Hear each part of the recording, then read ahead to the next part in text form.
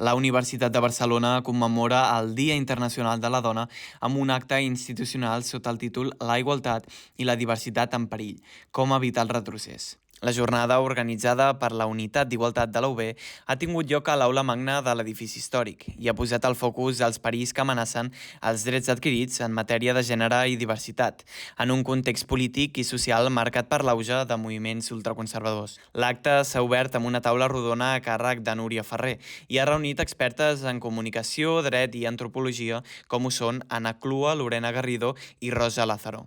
Amb la participació del públic al final de les intervencions, han analitzat com les polítiques reaccionàries desmantellen programes de diversitat, equitat i inclusió i com aquests discursos fomenten un retrocés en els drets socials.